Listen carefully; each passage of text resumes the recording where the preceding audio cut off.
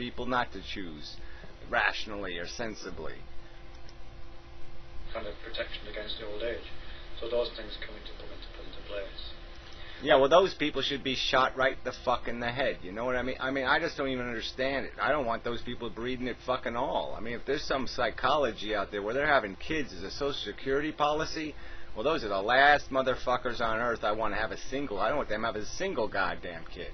Because that's one sick motherfucking bastard. And just one last thing about punishing large families, or at least depriving them of social benefits.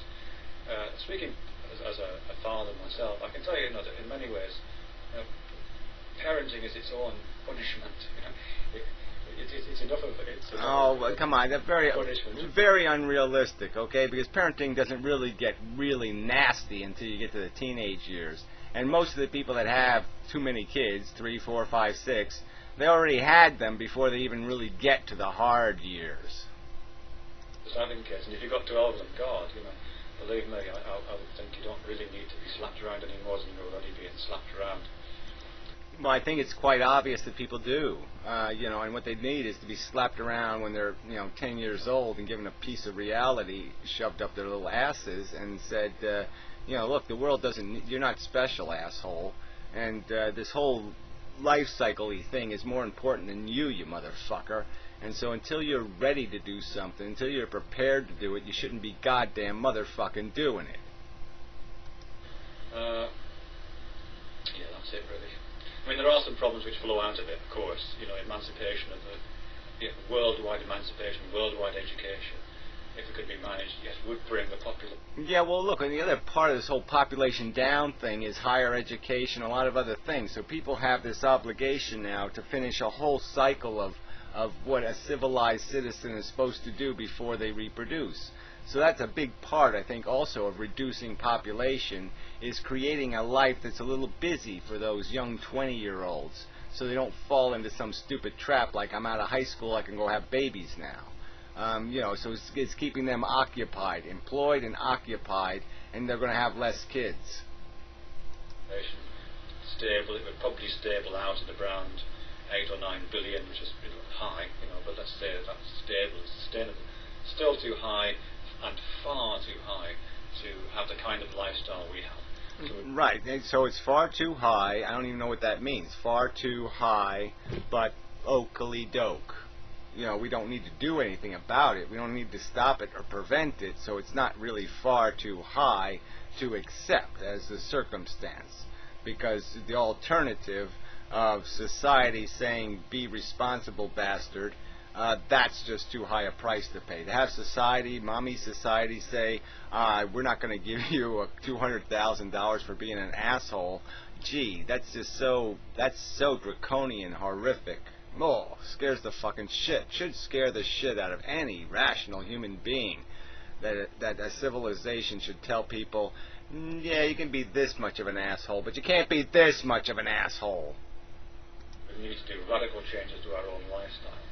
And personally, of course, as I said in previous videos, I would prefer it coming down from 8 or 9 billion to at least half that, and probably a lot less than that. All right, so we'll just write that on my palm of my hand. Fred would prefer it.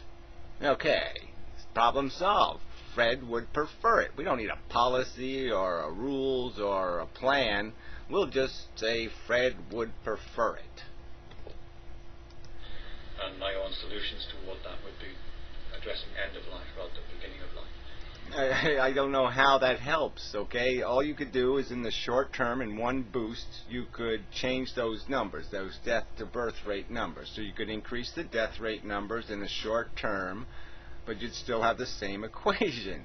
So you don't, it'd be a short-term gain, but it wouldn't be a permanent gain policy. It really doesn't matter how long we live. I mean, it does matter as a practical matter if you're talking about resources and all the rest of what life costs.